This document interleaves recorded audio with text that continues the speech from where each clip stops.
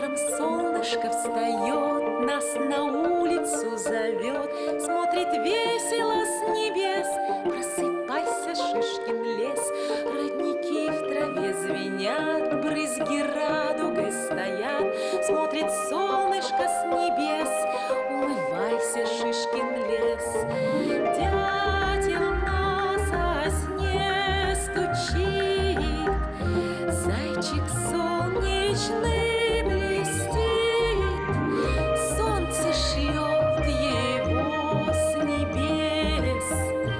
Улыбайся, Шишкин лес. Ля-ля-ля-ля-ля-ля-ля-ля-ля-ля-ля. Здравствуйте, мальчики и девочки. Да. Всем привет, Шунечка, здравствуй. Привет, Зубочек. Смотри, у меня бумага, карандаши. Я буду рисовать. Ну. А ты что будешь делать? Я что буду делать? Да. О, а я буду строить.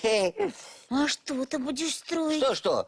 Колодец. Угу. А из чего ты будешь строить? Чего? Да. Не знаю еще. О, теперь знаю. Я буду строить колодец из карандашей. О, вот их сколько. Вот здорово! Я еще никогда не видела карандашного колодца. Сейчас увидишь, Шунечка. Вот. Так, а где мой синий карандаш, а? Где? Ну, вот он в колодце оказался. Ну вот, мы так не договаривались. Ты так все мои карандаши на строительство колодца возьмешь? А чем я рисовать буду? Шунь, да у тебя вон сколько еще карандашей осталось. Зубок, ну ты сам подумай. Какого цвета бывает река, а?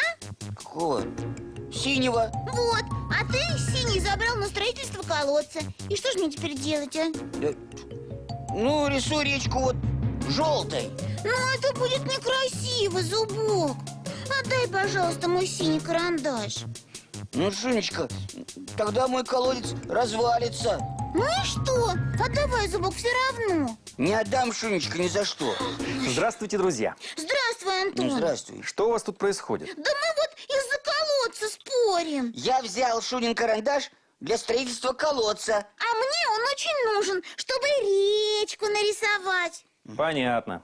Очень печально, когда кто-то ссорится. А я не люблю И ссориться. я не люблю ссориться. Не любите, а ссоритесь. Надо жить в мире. Ведь даже слова живут в мире, помогают друг другу. А как они это помогают друг другу? Интересно было бы посмотреть. Нет ничего проще. Давайте поиграем в слова. Сами все и увидите. Давайте. Итак, условия игры такие. Начиная с последнего слога какого-нибудь слова, мы придумываем новое слово. Так получается цепочка дружбы слов. Антон, а можно какой-нибудь пример, а? Да, на примере всегда понятнее. Пожалуйста, берем слово. Давайте возьмем какое-нибудь летнее слово, ведь сейчас лето.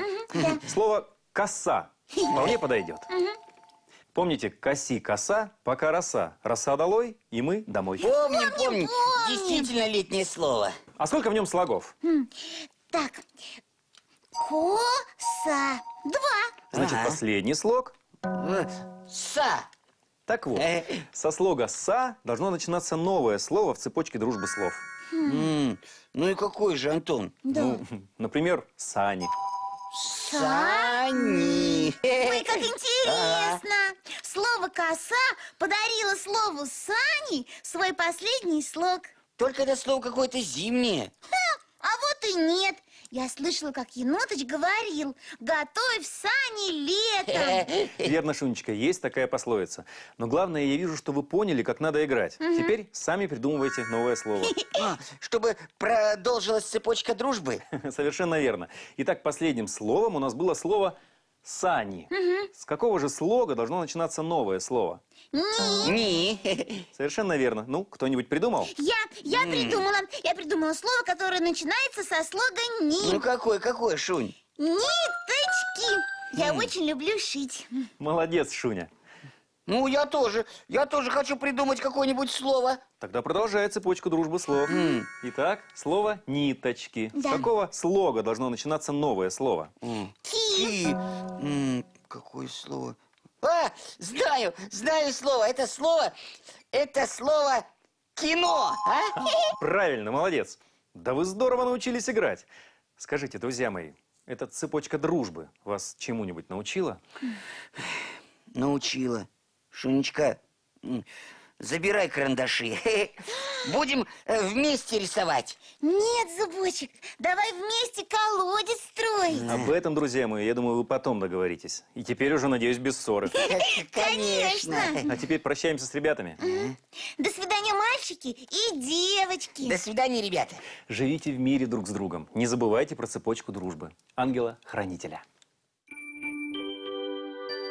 Время быстро пролетело, утро сказкой прозвенело, улыбнулось облакам. Новый день приходит к нам.